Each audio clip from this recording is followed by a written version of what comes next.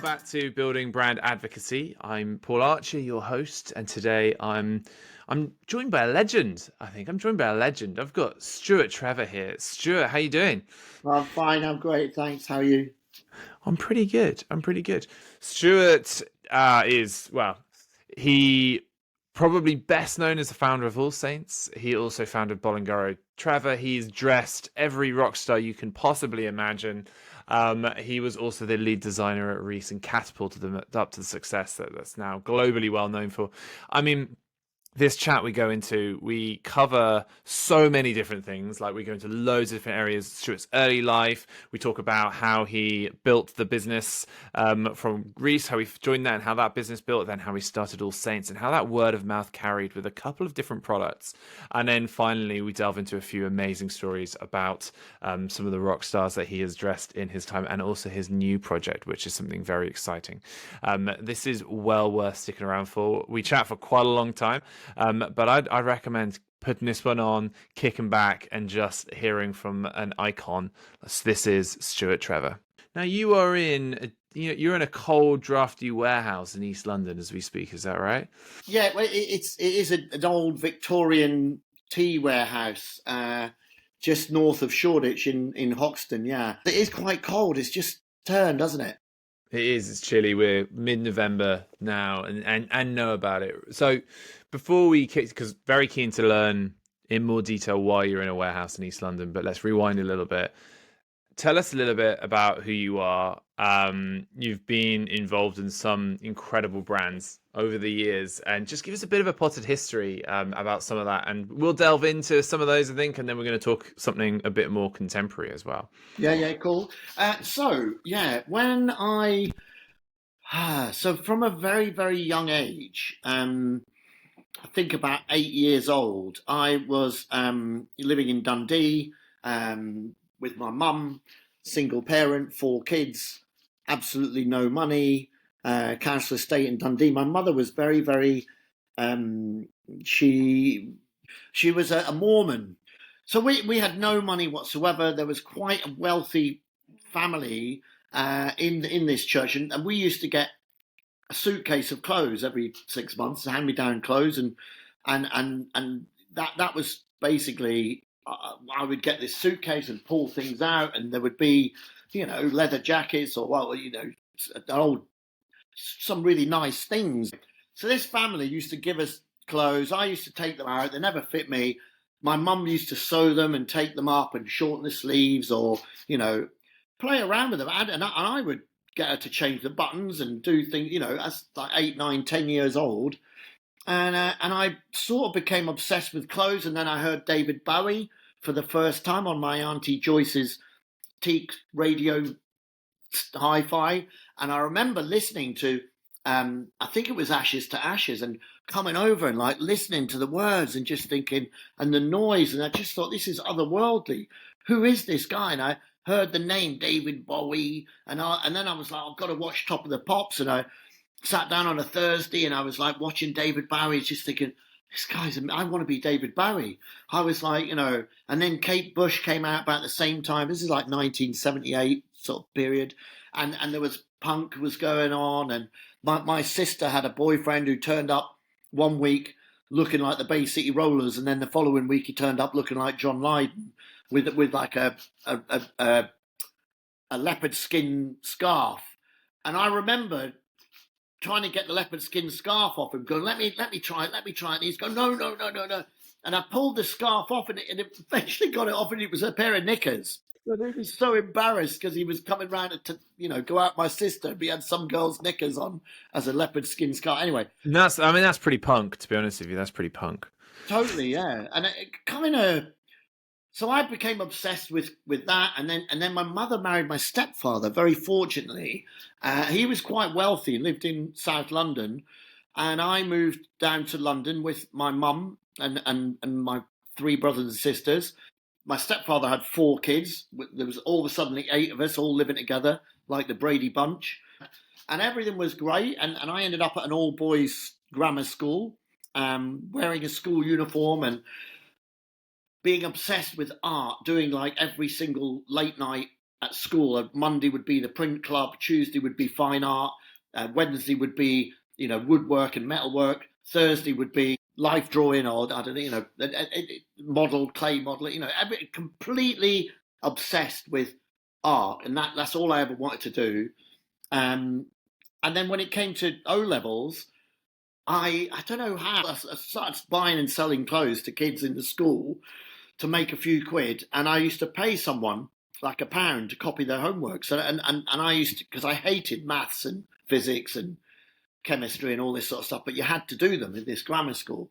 Somehow by copying his homework every morning in I don't know how I managed it, but I got A's in maths, physics, art, chemistry, biology. The careers guy got, oh, you're like a genius. What do you want to do? And I'm only really interested in art and design.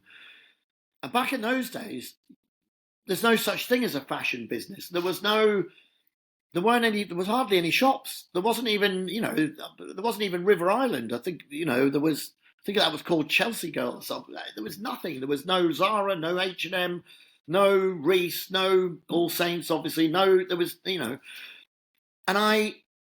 so they said, oh, you should apply to be an architect. And you're going to need A levels in art and A levels in physics and A levels in maths. So I finished my O levels. The day after the O levels, on the Sunday, my sister, who used to live up in Northamptonshire, she was down. I'd been out on the Saturday night and got completely hammered with my mates, celebrating 15 years old or something. I mean, that's what you do, and it's the same as getting your GCSE results. Everyone goes to Reading Festival and down to Newquay. Exactly, yeah. So but of course, I've turned up at 4 a.m. and the stepfather's waiting, like, what the hell are you doing? And all that. You're drunk. And I'm like, no, I'm not. And then she fell on the floor. So the next day they were like, you can't live here. Mormon church is no alcohol, no tea and coffee, no drugs, and no premarital sex. Well, apart from art, that was the only thing I was interested in. So I packed my bag and went off with my sister, and I applied to go to the college up in Kettering Tech. It was Tresham College. And on the day that I went there, I'd left home. I got my nose pierced. I bleached my hair blonde. Grew it long. A pair of pants around your neck. I had a pair of pants around my neck. Yeah. and I applied to go to college to do art foundation, art A level, maths A level, physics A level. And the day that I was going, I woke up in the morning about 6 a.m. and I had like really long, really dark roots. So I thought, I know what I'll do. I'll dye my hair burgundy. I've got this burgundy crazy colour that I'd nicked off my sister, put it in the hair, 7 o'clock, washing it all out. I've done the hair's fuchsia, bright fuchsia. I'm like, what am I going to do? So I got like a load of Brill cream and gel, and I, put the hair back, and I had to go and hitchhike to get to college. And I thought, I'm never going to get, who's going to pick me up? I look like an idiot. So I got changed. I had a boiler suit on with a studded belt. I had a little biker jacket that a leather biker jacket that I'd cropped. I had biker boots on and this pink hair and the nose ring and all, little 16-year-old boy going off like hitchhiking. 2 cars, woo, handbrake turn into the lay-by. There's a Golf and a Beetle, and they're arguing over who's going to give me a lift. I'm like, I'll get in the Beetle because I've never been in one. So I got in the car and I said, I thought I was going to be waiting there forever. And they went, why? And I said, I look like an idiot, And they're like, you look like a rock god. What are you talking about? You look amazing. There's no way I was not going to pick you up. You just looked amazing, So anyway, got to college, went to the art foundation, so nervous, sweating, thinking, everyone's staring at me, thinking, who is this idiot with a bright fuchsia hair, And I was just self-conscious. And then I went to do the art A level, the first lesson. They're writing it all up, and I was just sitting there thinking, I've got no idea what they're talking about. A level physics compared to O level physics, which is a walk in the park, it's like rocket science. I was just no idea. Then I went into the maths lesson, same thing. There's all this algebra, A equals 2/4 times X times. I just like look and think, well, I've made a huge mistake. What am I going to do?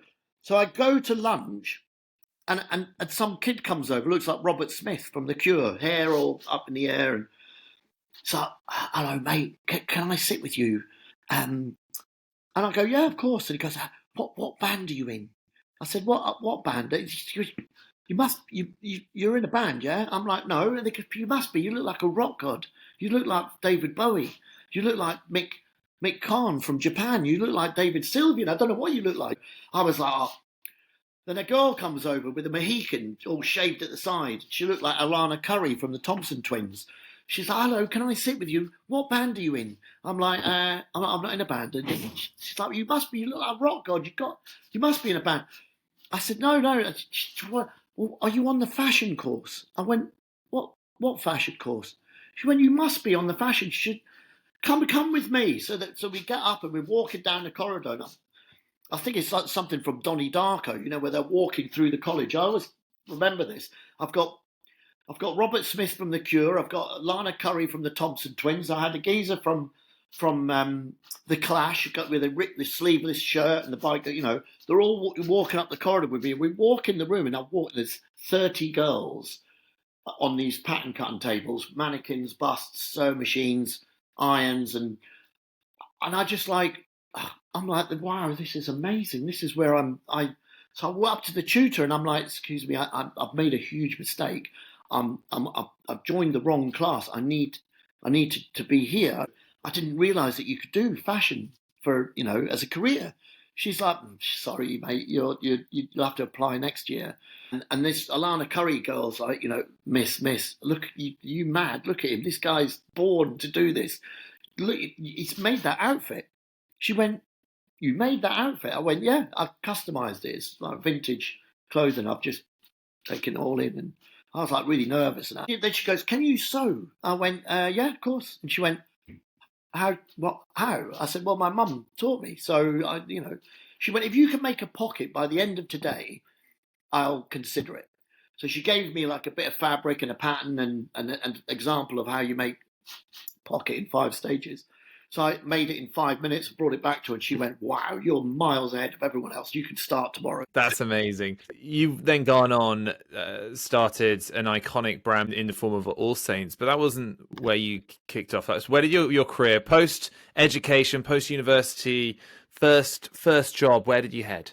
So, yeah, I went to Nottingham Trent University to do BA Honours in fashion. And while I was there in the first year, I did the typical student grant, 3.5 grand in the bank, straight down the pub, and I think the first 6 months we were kind of getting involved, but not concentrating enough because they threatened to throw me off the course. And I begged them. I said, I'm sorry.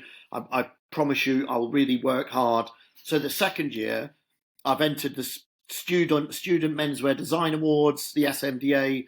I've entered the Paul Smith Mont Blanc pens competition. The Smirnoff Fashion Awards was quite a funny one because back in those days as well, there was no fashion shops, there was no fabric shops, and they give you do a drawing and you put little swatches on it. And I got little swatches of fabric and I stitched little pinstripes in them on a sewing machine and stuck them on the bit of paper and did the drawing of. I took the idea of a suit, turning it inside out, where you have the curved seams on the outside, and the stripes were on that bit, and this bit was plain, and it had a belt on it, and I did a shirt that instead of buttons has a zip, and I did a little metal thing with Smirnoff written on it, like you get on a vodka brandy bottle, with brandy and gin, and it got through to the finals, and they send you 500 quid, and then you've got to make the outfit. And I'm like looking at these swatches, and the tutors looking at them, laughing, going, "Who are you going to get stitch that fabric from?" So I got the yellow pages out because in Nottingham they had all these lace makers, and I rang up a quilting company, and I brought the swatch to them, and they went, "Yeah, we can do that. We can stitch straight lines for you." So I bought 10 meters of linen and stitched the lines in it, made this suit. I actually never thought I was going to get it done on time, and it was quite intense, and I basically, my mum and dad, I hadn't bothered to tell them that, oh, by the way, I'm in the finals of the Smirnoff Fashion Awards. Would you like to come? And they went, okay, when is it? I says, tomorrow night. And they're like, okay, where? I'm like, it's, the Royal Albert Hall. Do you know that? Like that. They're like, why haven't you told us? I said, I honestly didn't think I was going to get the fabric. Never mind make the suit. So anyway, I made the thing. My mum and dad are in the gods right at the very top of the building, because I didn't get them the tickets until the day before. And they have all the competition, and they say that the winner of the men's daywear award goes to Stuart Trevor. I'm like, what? Couldn't believe it. Get up, go up. All I could hear was this Scottish woman at the top of the Albert Hall going, "That's my son. That's my son. I knew he was going to win," and all this, So anyway, it was televised. Went back to college, University of Nottingham, and David Reiss rang the college about 14 times. And the Dean of Faculty said to me, "You need to ring this guy." And I'm like, I don't want to work with him. I was a finalist in a Paul Smith Mont Blanc competition, and Paul Smith loved my suits, the inside out suit. And I did another one that looked like a Levi jacket with the pocket and the strips. He loved them, and he said, I want to put them in my next collection. I'd like to offer you an internship. Come and work with me over the summer. I was like over the moon, because that was like the only reason I chose Nottingham above Central St Martin's is I knew that I could meet Paul Smith if I went to Nottingham, and would potentially be able to get a job with him, because I had no idea back in those days. Before that, I didn't even know you could do fashion for a career. So the Dean of Faculty says, "You've got to go see this David Reiss." And he had like 14 shops. He had one in Nottingham, but it was nice shops, but they were it's not as nice as Paul Smith. And anyway, I went to meet him in London in this shop on the King's Road. You couldn't get in the door. There was probably 500 people in that shop queuing up, and they had beautiful Italian-made goods, leather jackets, suits, bomber jackets, shirts, it was actually really, I was like, actually, this guy's a big deal. So I go up to see David Reiss, and I lay out the suit, and he goes, yeah, oh, it's all right, I know what your suits are like, it's great. Yeah. Hands me an envelope, and I said, what's this? He goes, I want you to come with me to Italy, to Pitti Uomo in Florence. It's the #1 menswear fair in the world. He said, you're going to stay in the best hotel in the world, eat at the fanciest restaurants. We're going to go to the best shops in the world, and I'm going to take you to the #1 menswear trade fair in the world. And then we're going to go to the best fabric mills in the world. You're going to buy fabric, and we're going to bring it to my little factories, and you're going to make things and put them, and they'll be in the shop downstairs in about a month. And I looked at him and I went, listen, I've been offered this job with Paul Smith, and I don't really want to mess it up, because I love Paul Smith. I really, really want to go and work with him. And he went, listen, he goes, this menswear fair's next week. When are you starting with Paul? I said, it's the middle of July. He said, well, this thing is at the beginning of June. He goes, open the envelope. So I opened the envelope. There's 500 quid in cash. And I'm like looking at it. I'm completely skinned. And I'm looking at this fund. And there's a ticket to Florence, to Pisa, with my name on it. I'm like, what's this? And he went, well, I knew you was going to say about the Paul Smith. So I thought, well, if I give you the cash, I'll pay you in advance and all that. And, listen, come with me. If you like it, then, you can carry on working with me. If you don't like it, you can go and see that Paul Smith or whatever. And he said, and the best thing is you don't have to tell him.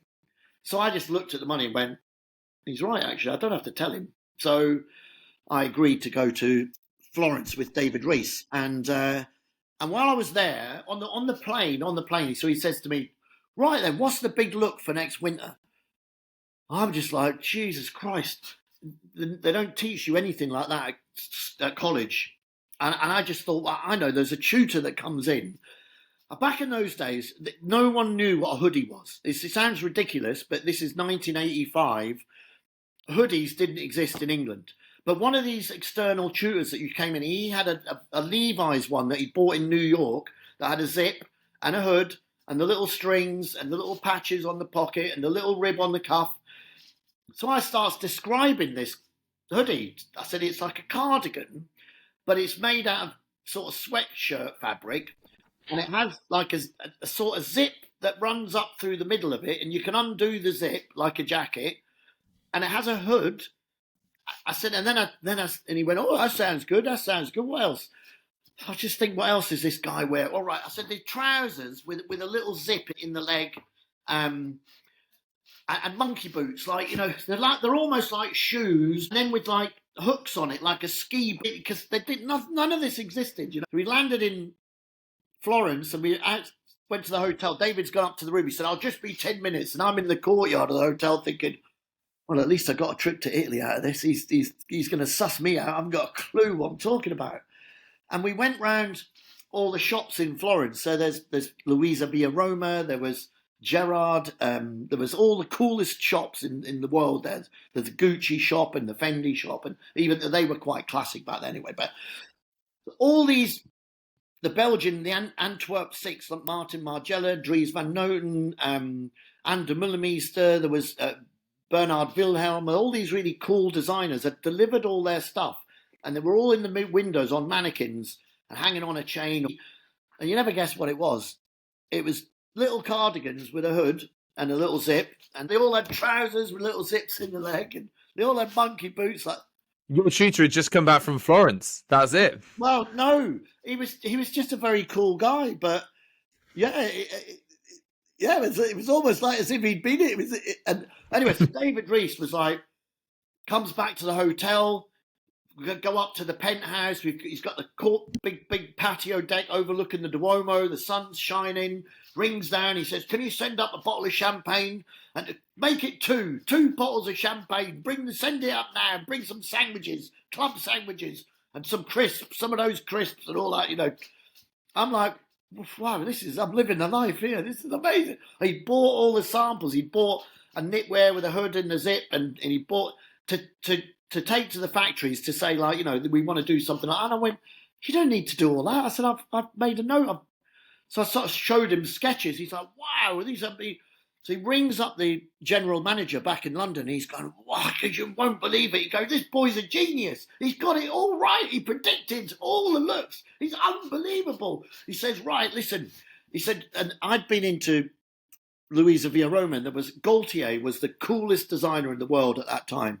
He'd made a red wool blazer, double-breasted with tortoiseshell buttons, really fitted, nice big shoulders on it. And this was a thing that all the pop stars were wearing it, all the, you know, rock bands. And Gaultier was the coolest fashion designer for men in the world. And this jacket, I tried it on and it was beautiful, but it was like 700 quid. David said, listen, if I take you back to that shop and buy you that red jacket, he goes, do you think that we would sell them in Reiss? I went, yeah, I mean, something like that. I said, I probably wouldn't do double-breasted. I'd probably do a 3-button single-breasted. And I showed him a vintage one that I had with me. And he went, oh, actually, that's really nice. Yeah, that's much easier to sell. Oh, you think that would be nice in red? I'm like, yeah, I think it'd be amazing. He said, if I buy you that jacket, will you tell this Paul Smith to off? And I was like, all right. I thought there's no way on earth he's going to buy me the jacket. No way. It was like 750 quid. So he says, come on then, let's go. So we go down in the lift. We walk through Florence. I'm like, you know, it's like in a dream world. I'm in Florence, wandering through the streets, going into the #1 shop in the world, picking up the red Gaultier jacket. He goes, try it on, try it on. I thought, he's just winding me up. This is like, he's sort of taking the piss, isn't he? So I put the jacket on. He goes, you really like that, don't you? And I'm like, oh, this is the most beautiful jacket I've ever seen in my life. He goes, if I buy you that jacket, that's it. It's a done deal. 1 year, you'll come every Friday morning at 6 a.m., get the 6 o'clock train, be in my office for 9 o'clock. Have you got somewhere you can stay? I went, yeah, I've got a mate in London. He went, right. And then Saturday, we do 9 o'clock till about 4. He said, every week you come and you start, you're now head of design. I was 18 years old in the second year of Nottingham Trent Uni. And he bought me the jacket. And I went to the fabric mill the next day. And they've got all that fabric that they had made for Gaultier, and they had it in blue and yellow and like green, like a billiard table green. I said to the guy, well, this is great. What is it? He goes, oh, this is all the leftover stock. He said, we don't know what to do with it. I said, can I buy it? He went, yeah. How much will you give me for it? I said, You've got tons of it, mate. How much? I said, how much is on each roll? It's like 50 meters on a roll. I said, I'll give you £1 a meter. He went, what, all of this? He said, there's about 10,000 meters like that. I said, yeah, we'll have it like that. I said, David, you got 10 grand? And he went, yeah. What, all of this? Like that. He couldn't believe it. So even then I was buying dead stock fabric. I bought 10,000 meters. I made that red jacket, the single-breasted 3-button, and we had it in green. We had it in a turquoise blue. We had it in the red. We had it in, and they all came into the shop about a month later and sold out in one day. And David couldn't believe it. And so, I ended up with Reiss for about 10 years, and I completely transformed it from an independent retailer buying from other designers to Reiss, the actual look of what it is. It's a little bit classic for me, but back in those days, I was kind of more into suits. And from that point on, he just let me do whatever I want. I mean, it's madness. If I I think, took there were like 7 stores when you started. I think you just said. What were they? What he was the had kind of size 14. of it 10 years later? He had 14 stores. By the time I left, he had about 30. The company was basically insolvent when I joined him. By the time I left, it was 50 million turnover. So, Wow. and then now look at it, it's like 500 million turnover. Is he still around? Is he still involved? I don't know the answer. He's not, unfortunately. He sold 50% of the company to private equity, and I think about 2 years. I mean, he's about 70. Apparently, he's trying to buy back in again because Next bought the Americans out, and Next now own 50% of Reiss or something like that. And I think he was trying to buy back in, but I don't know. He might be 80 years old now, David. He's a very stylish guy, a very hard work, but very, very nice to me. I mean, what an incredible opportunity to give this 18-year-old kid free reign to design and produce whatever you want. And I put the collection together. About 5 years in, I went out to Hong Kong. I got the yellow pages out. I looked up the Hong Kong Trade Development Council, went there, asked them, I need to know where I can get parkas made. I want to make silk parkas, or got the address written down a bit of paper, got in a taxi, went there, walked in this factory. He's making all the production for Ralph Lauren, Donna Karan, Calvin Klein. I put together a collection for them and brought it back. We took it to Paris, and we showed it in Sem.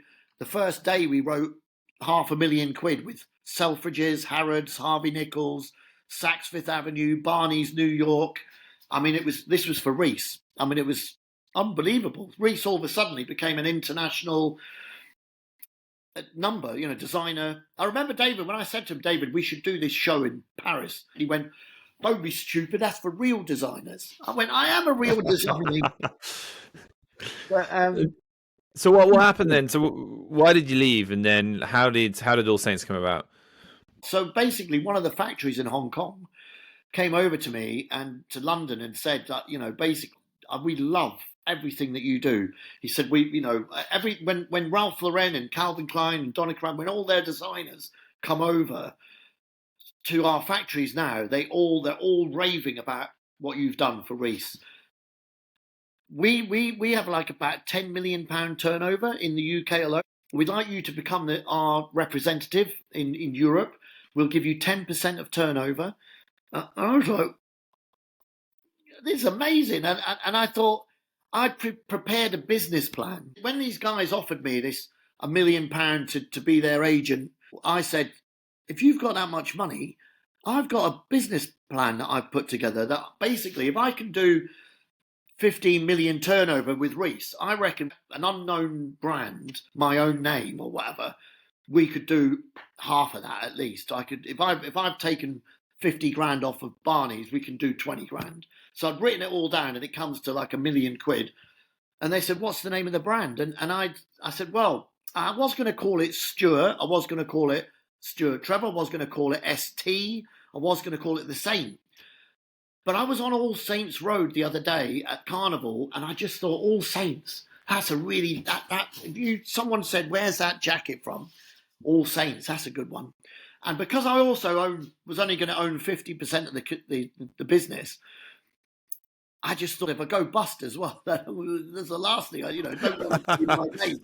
So, because you never know, do you? So anyway, so it was All Saints. So we launched All Saints, so put the collection together. We took it to Paris. I put everything up on a hanger on the wall on a stand like that.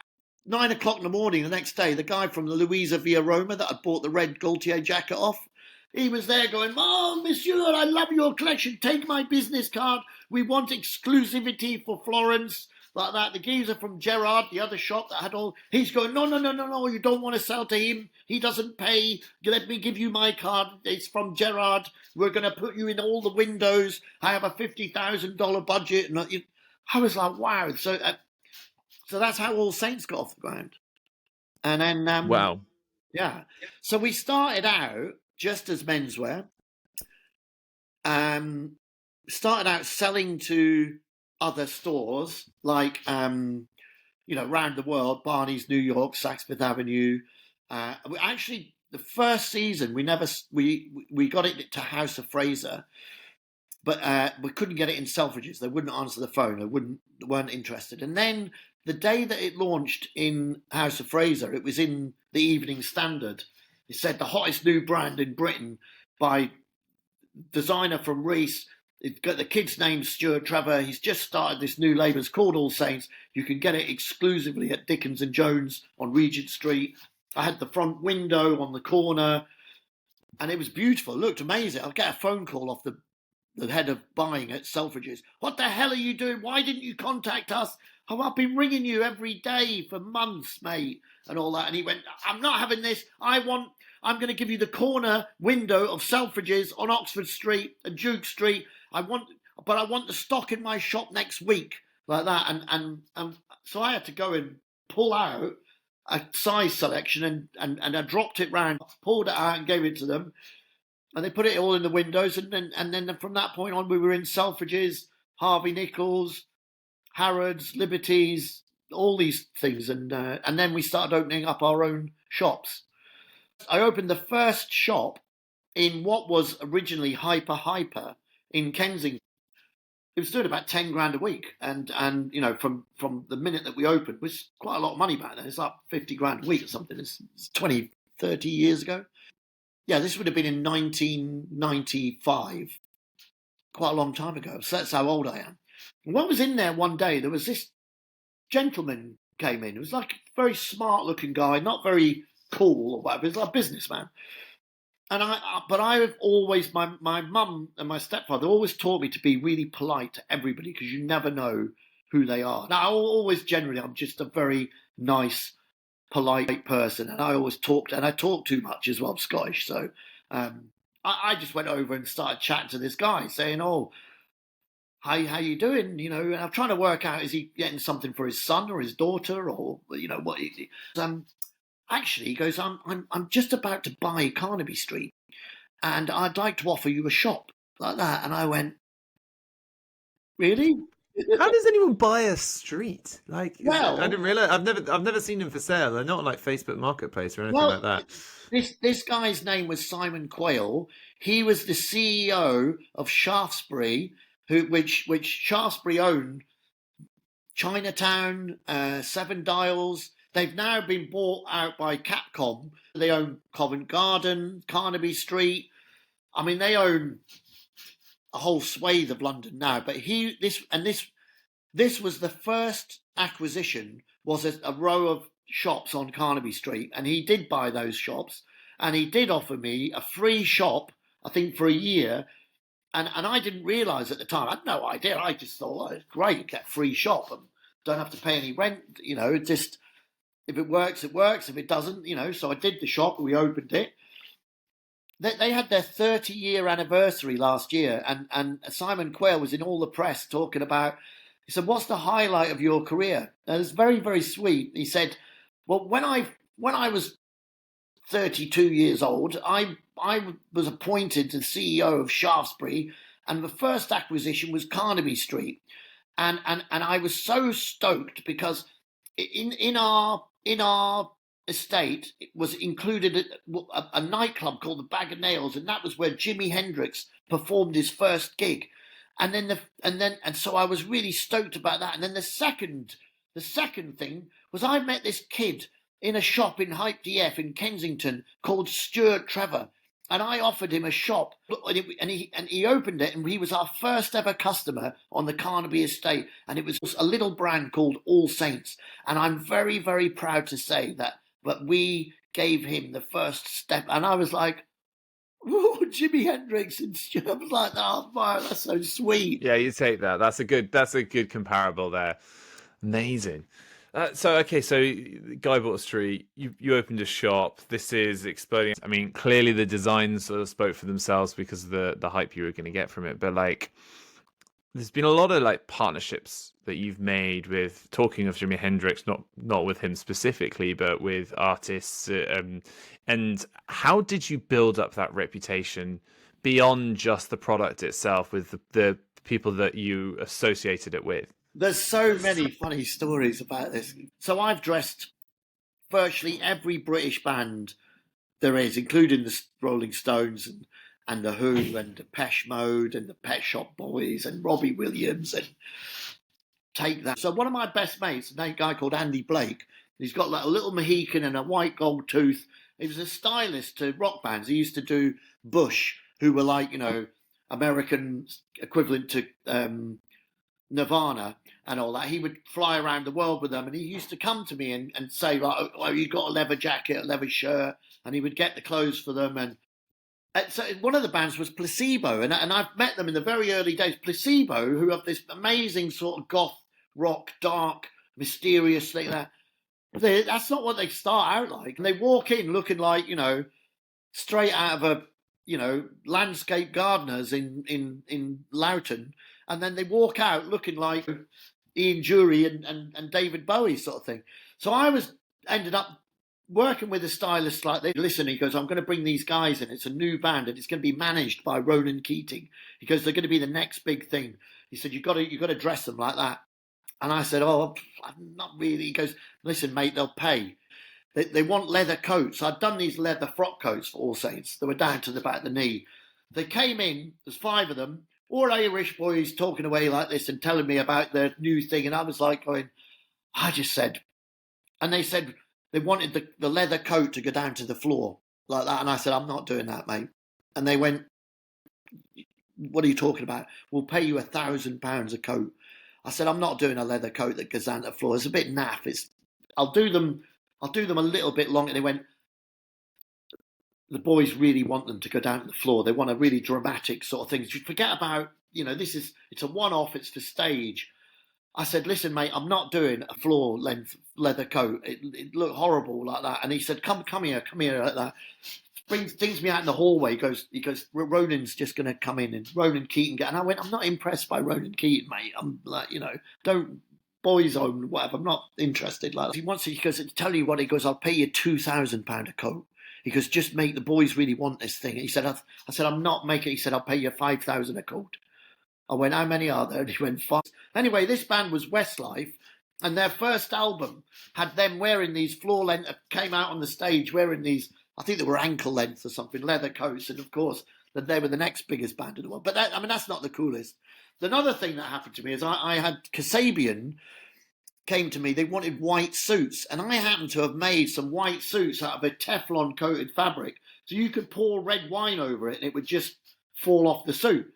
And I'd made the samples, really great. I used to wear one myself because I used to love Brian Ferry and another person I've dressed, and Roxy Music, and so I had a white suit, but no one else wanted them, and I had about 5 of them. So Kasabian came and they got these 5 suits, and they did the front cover of the NME, and it was for Beggar's Banquet. So they wanted to do like Rolling Stones banquet with a feast with a ram's head on the table and loads of fruit, wearing a top hat and a cane and these white suits and all that. And about a week later, I get a phone call. I'm in this building, and I get the phone rings. I'm looking at the number, and it's like that. And I'm like, hello? And he went, hello, mate. I said, hello? I said, who's this? He goes, it's Roger. Like that. And for some reason, I knew it was Roger Daltrey. I didn't know why. And I said to him, like, oh, hello, Roger, how are you? He goes, I'm great. Listen, mate, he goes, I've been told. He said, I've got Surgeon Tom here. He goes, and they told me you're the coolest geezer in London. And he said, and I've got something big. I've got something really, really big. He said, I'm sworn to secrecy. I can't tell you. I said, what is it? He goes, it's a Super Bowl. I was like, whoa, wow. That's incredible. Super Bowl's the biggest gig in the world. And of course, the Who, also after the Stones, are probably the greatest British band living. So he comes to meet me. I had to go and meet him at the Wallace Collection. And I've laid all these suits out on the table. And he comes over and I've actually got the jacket here. I could show you the jacket. I had this jacket on, and it's got a Union Jack lining, and it's got little zip teeth all around it, and loads of buttons, and it's in a really bold stripe. And I was wearing this jacket as he comes in, and Roger's just like, give it to me. And he goes, I've been told you're the coolest kid in London, and I want to look like you. And I said, well, I've got all these outfits. No, just give me that jacket. He's exactly the same size as me. So I take the jacket off, he puts it on. He puts the jacket on. I'll actually put the jacket on to show you because it's kind of funny. So he puts the jacket on and he does this. I'll show you. He puts the jacket on. It's a bit small for me now, put on a bit of weight. Anyway, he puts the jacket on. He starts going like this. I'm like, well, what are you doing? What are you doing? He said, what do you think I'm doing? I said, I've got no idea. He goes, I'm swinging the mic like that. And I suddenly went, oh, what? Yes. What he always does, he swings the mic and throws it up in the air and then catches it and sings, people try to put us down, talking about my generation. It's just like, and if you Google the Super Bowl halftime performance in 2009, you'll see Roger Daltrey comes out in this jacket, and you can see him swinging his arms around and swinging the mic, and all, and it's. And is that the jacket, or did you make him a new jacket? That's the actual jacket. And you're wearing the actual jacket from the Super Bowl right now? That's the one, yeah. Nice. It doesn't fit me anymore, but anyway, never mind. That's pretty incredible. So. This was. Were you still with AllSaints at the time? Was this just you just lining them up going back? After AllSaints. So after AllSaints, I sold AllSaints in 2006, and in 2007, I had pondered the idea of I was going to buy a Winnebago and drive to Japan. And one second, well, hang on, we're going to have to rewind there for a second. So why did you sell AllSaints? What drove you to do that? Well. There's a story behind it. So the main reason was I had started it and never borrowed a penny. It was all organic. We were up to 16 million turnover. I'd opened 15 shops, I think. We couldn't do no wrong. We were doing about 4.5 million profit. And I had a partner in the business. The Chinese people had gone in 2000, and I'd brought in a guy who was the retail director for Reiss. He'd fallen out with David. He joined me, a guy from Birmingham, and as the business grew, we went from 4 million to 6 million to 8 million to 10 million to 12. We were opening shops in Leeds and Nottingham and Manchester, and every shop we opened. This is a funny story, actually, because people ask me, how on earth did you get AllSaints to go like that? And I said, well, I used to get these leather jackets and they weren't that great, so I used to put them in the washing machine, and then they'd twist them and hang them up to dry, and I'd put them on and be really beautiful, crinkled. The zip would be like, and they went, no, we know you did the coolest leather jackets. Everyone knows you're the master, you did the best leather jackets in the world. How did you had the business? It wasn't just leather jackets, but how did you grow this? I mean, to go from 2 million to 4 million to 6 million to 8 million year on year, and I never really realised it at the time. But what would happen was I'd open a shop in Leeds, and I'd go up there and I'd do the interior design, and I did, towards the end of it, I did the sewing machine thing where I did that as an art installation in an area of the shop that we had like a big blank wall over 2 floors. But it just, so when you went up to Leeds, for instance, so I used to get really cool kid that was working in one of the other shops or whatever. They would, I'd say to them like, listen, we'll do a flyer. We're going to have a launch party. I just sent them to all the colleges and the universities and the schools and all the other shops, and just invite all the kids in Leeds or Nottingham or Birmingham, wherever it is. And I met my partner, this guy, the Brummie guy's like going, why are you inviting these kids? They're just going to come and drink our beer. I went, Mick, the last thing we have to worry about is if there's too many people turn up at the party. If it's a roadblock and nobody can get in, your guy will come and buy the leather even earlier the next day. So don't worry about that. Anyway, of course, we'd have free beer, we'd have a DJ, and we'd be all these kids, and they would turn up and they'd buy the studded. I've actually got one here. Here it is. I did all these studded belts. I did these belts with, All Saints rocks and Jesus Loves You. And yeah, it's like, a classic. This is my youth. This is my university days, just all summarised in that one belt. Can you remember? Like at one point in Leeds, you got off the train in Leeds. If you walked from the train station up to the Victoria Quarter and all that, you could go. There's one. There's one. There's one. There's one. It became like an epidemic. It was like a pandemic of studded belts, and so anyway, what I didn't realise what I was doing is I was targeting millennials, wasn't I? I was targeting Gen Z. And what happens is they came in and they bought those belts and they bought the T-shirts. And then when it was their birthday, they'd be like, Mum, and I want to get a leather jacket from All Saints. And they'd be in there with their mum and the mum would buy them. As soon as they left uni, they got a job earning 30, 40, 50 grand a year. The first point of call when they got their first month's paycheck was straight in at All Saints, and that's how it went. And so, like, I'm gonna pull on this because everyone loves the tactics of brand building. You created a product which was affordable for students, and then they could then start buying it when they could afford it once they actually got a job. But all what else were you doing? We're like all the various different kind of partnerships you had. Did you work with like rock stars back then? Were you dressing them in All Saints, or did you work with any individuals? How did you kind of like leapfrog to that position where people wanted to be seen wearing your products?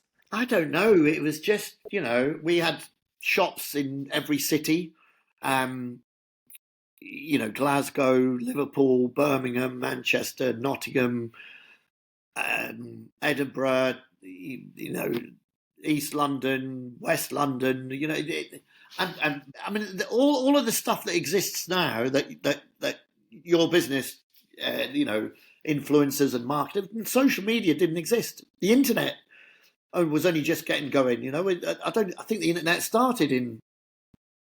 Was it 2000? Well, I don't know. Facebook started in 2008, was it, or 7? Something like this. I mean, I remember trying,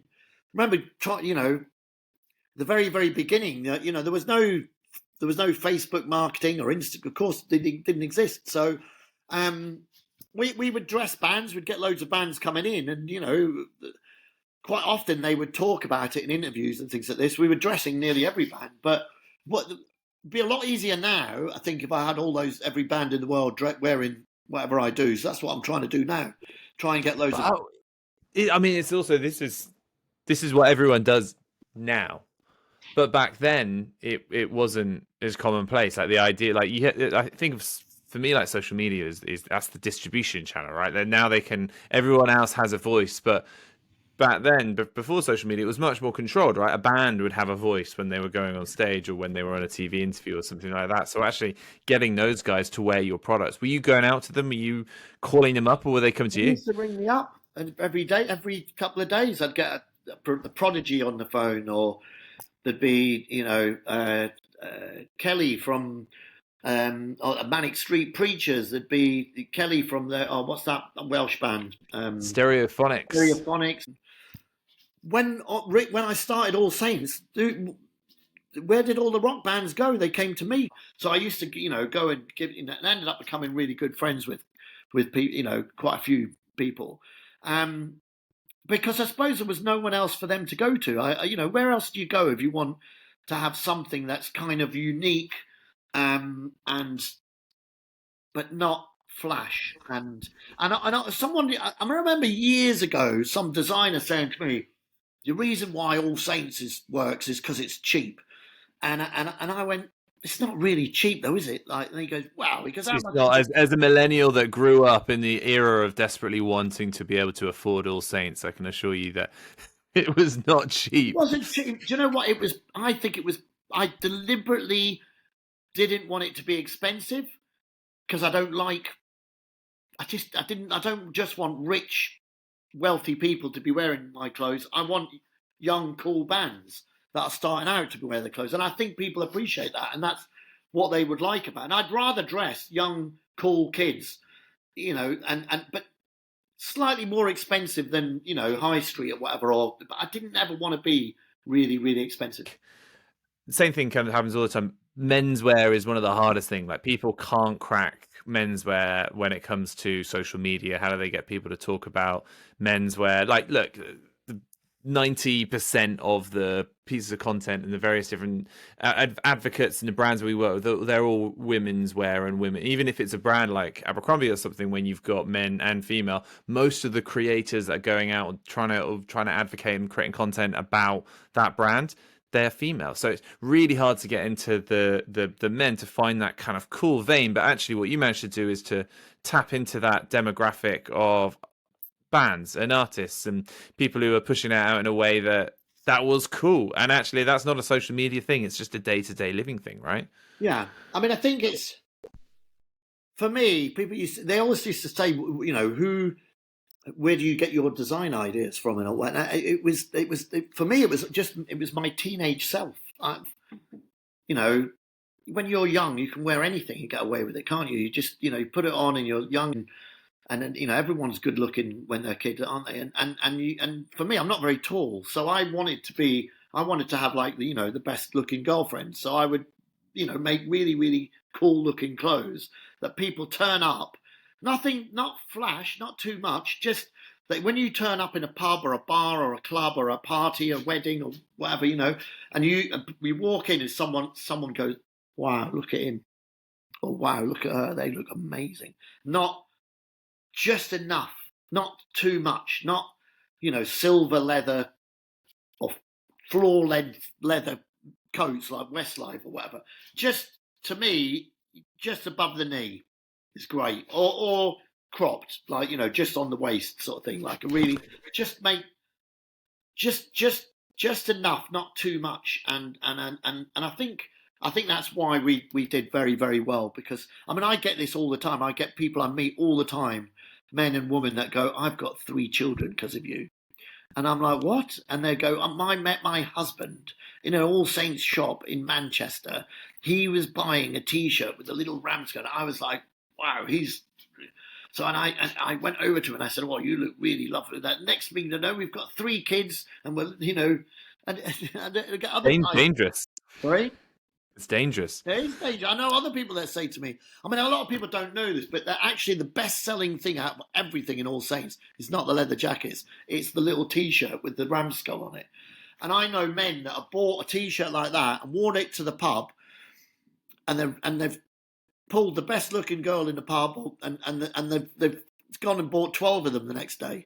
And I suppose what it is people, they can see, if they see the ram skull, they think, he's a cool guy or whatever, isn't it? It's kind of like, it's still if they see a Ted Baker logo or a Reiss or whatever. Reiss is a bit like an office. Paul Smith. Or Paul Smith. You look at it now, anyway, he's a classic, isn't it? And so do you think, is it that, so fascinated by the way that the message carries, like, why was it that guy in the pub was able to pull in the way that there was? Is it the quality of the manufacturing? Is it the product? And then also, how did that message carry? Like, how were people hearing about All Saints from because they weren't hearing about it on social media, right? They, I don't know if you did much marketing or much advertising. Was that a big play in it? Not, so there was just purely word of mouth. I mean, I was talking about this the other week there. because, back in those days, in the early days of All Saints, it was just me and a few other kids.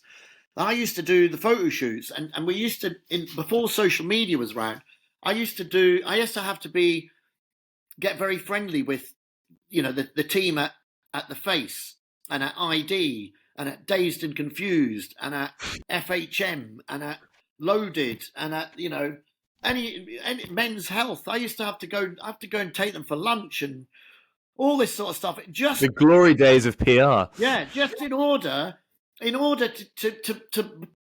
buy the inside back cover or the back cover of the magazine on a deal, because they'd start off, if you wanted the back page of the Face or ID or Arena or Loaded or these magazines, you had to advertise, you had to put your thing, so you have to take the photograph, you have to remember that when you've got what you can only afford one page, so you want to get two outfits, you want to get one of the red jacket, one geezer in the black jacket, and you got to write All Saints up there, and then you've got to list where your shops are here, so you've got to leave all that space there so that you can, and you've got to write a phone number and all that, because back and then we used to, you just have to use the phone in order if somebody wanted to buy something. There was, and then the internet was invented, and then you had websites. But no one really, when I sold, by the time I sold All Saints, it was 2006, 2007. We only just started thinking about doing a website. And so, as I was saying, I was going out for lunch with Loaded, FHM, Men's Health, like that, and then we launched women's wear. Now, all of a sudden, I've got Cosmopolitan, Elle, Vogue. I was just going out for lunch. No wonder they're going about ladies who lunch or whatever. I was taking people out for lunch, because what they would do is they'd start off, they could get 10 grand for the back cover of the Face. And then what would happen is nobody would want it. And then what would happen is, as long as you had your ad ready to go, I used to, because I was friendly with them and took them out for lunch and giving them clothes and things that, I'd get, hello mate, how you doing? Listen, we've got the inside back cover. You can have it for 500 quid. I went, okay, I'll send the money now. Like that. Run around and send a motorbike courier around with the plate to be able to put the advert in the magazine, and it would go to press the following day. And all I used to be doing deals all over the place, trying to, because I had no money. Even though I was, got it up to 15, 16 million turnover, every time I was like an idiot. Every time I saw an empty shop somewhere, I'd be like, oh, wow, that'd be great. Let's open a shop in Leeds, or let's open one in Bristol. Somebody would go, oh, there's a really amazing unit in Bristol. It's like there was one in Nottingham, an old bank. It's got a dome on the inside. It's incredible. It's like a cathedral. They only want 50 grand a year because it's slightly off pitch. I'll be like on the train to Nottingham. Walk in, I'd like, wow, this is amazing. So I get on the phone to the builder and say, listen, I think what would look really great is if we poured a black like screed, like resin screed on the floor, so that the light reflects off it, and we'll have all these chandeliers out in it, and I would open the shop in about a month, and then we'd have a new shop in Nottingham or whatever, and it would be absolutely that banking hall in Nottingham has just been converted into a pub with loads of neon lights everywhere, and it looks really beautiful, and it's still got the black laminate screed floor, that all the lights, that now it looks amazing because they've got all the neon lights that reflect off the floor. It looks absolutely amazing. The problem is Nottingham's like a ghost town now. You can't open shops there. It's a shame, really, because I used to love opening shops, but people don't go shopping anymore, do they? If they want to buy a belt, studded belt like that, they're like, oh, hold on a minute, 10 minutes on my lunch break.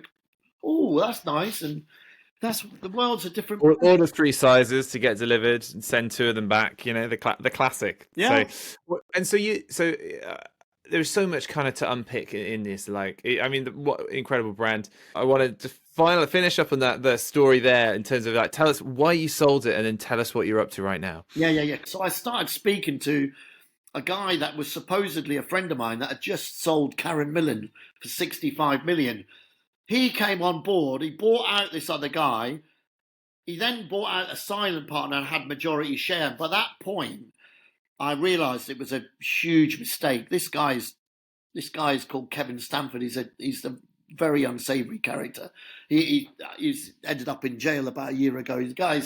He's for contempt of court or something. I don't know what it is, but I mean, basically, he took the company from, I think we were doing 4 million profit to £100,000 losses or 200 grand on the day before Christmas Eve.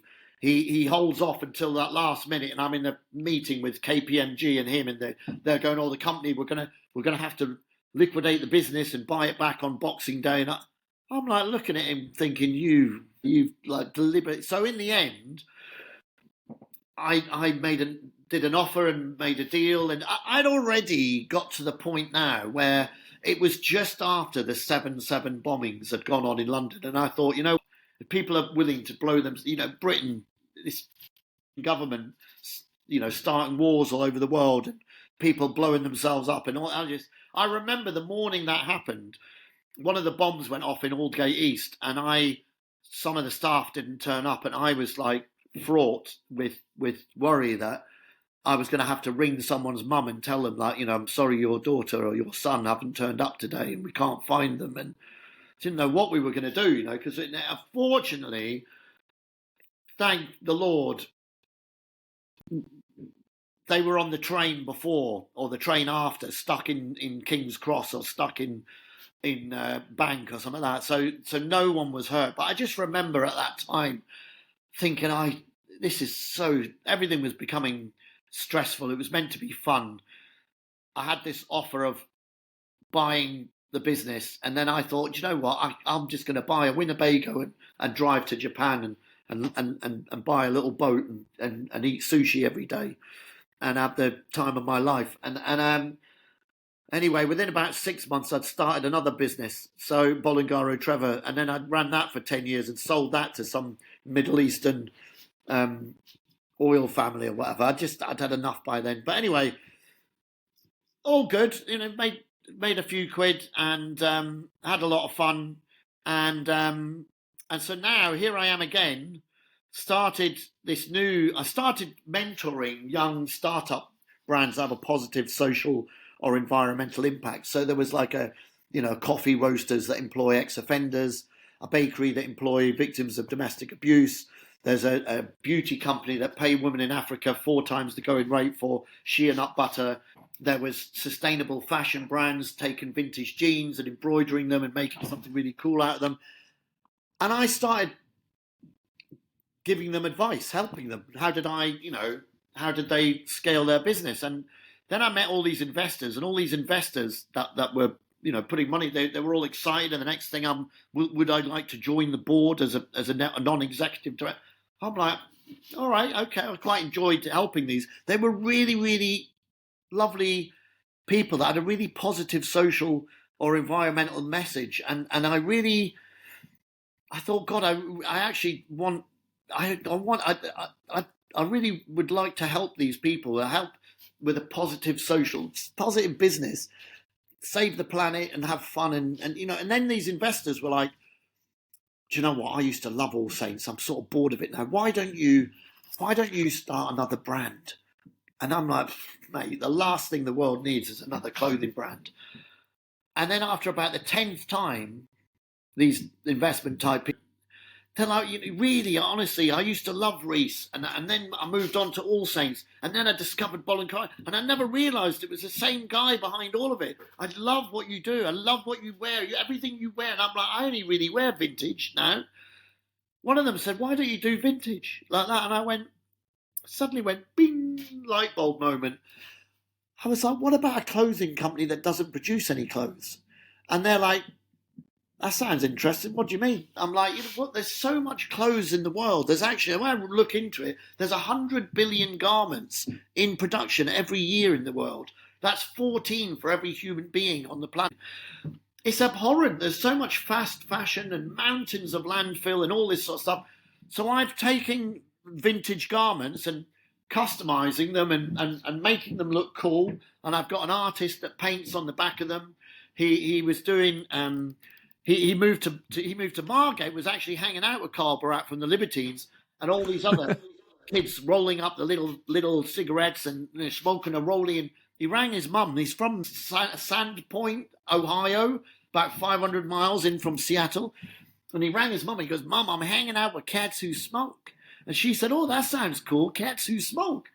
And so we got him to paint some jackets. I'll show you one. I've got it just here. And I thought, that's really cool. That would be nice on the back of these military pieces and things like that. So we painted some. But then I thought, I don't really like smoking. It's not good for you, is it? But actually, I don't mind cats who smoke. I think they're kind of funny. But so then I've got him to change it to cats who care. So he has the cat holding the globe, the planet. That's one here. So we've got cats who care. So we are the cats who care. And, it comes from like David Bowie, Jimi Hendrix, when they all hanging out with all the cool cats and all that. So we're now hanging out with cats who care because we care about the planet and we care about our environment. And there's so much eco-anxiety in the world. Young people are more eco-anxiety than anything else. They're like, what's the planet going to be like in 50 years? Well, I don't have the answer. But what I do know is that we need to do something. And because what's currently going on, there are companies that, that have gone from 700 million to 900 million in 1 year. And last year they lost 150 million. So that's 300 million pounds worth of clothes that they don't know what they're going to do with. What's going to happen to it? It's all online stuff that people have bought a £4 T-shirt and they buy it in 5 sizes and 2 colours and they return it to them. And then they go, do you know what? It's cheaper just to send it to Africa and just order a new one from Bangladesh. It's cheaper than repackaging and reprocessing. So we're ending up with mountains and mountains of clothes going into landfill. So I'm trying to do something about that. That's amazing. That's so cool. So where can people find out more about this? Where can people get in touch with you? If they want to chat, if they've got ideas. StuartTrevor.com. That's StuartTrevor.com. And we're on Instagram, Stuart Trevor Official. And my own personal Instagram is Stuart_Trevor. Because I just talk about myself. And there's if you go on there, actually, if you scroll back a few years, you'll see The Who, and you'll see Depeche Mode, and you'll see the Libertines, and you'll see loads of bands over the years that I've dressed and all this sort of stuff. So if you're interested in that sort of stuff. But tracking it down right now. Stuart, this has been amazing. From Super Bowl ads to the Libertines to the studded AllSaints belt that everyone needed to have. Thank you so much for making the time. I've really enjoyed this. Cheers. I sold about 100,000 of those. I'm hoping I'm going to sell 100,000 of this new Stuart Trevor stuff. I'm going to do a new belt. And I think we're going to do cats who care. Nice. Or cats who rock. Actually, that'd be good. That'd be cool. There you go. You've heard it here first. All the time. Oh, that's awesome. Thanks a lot.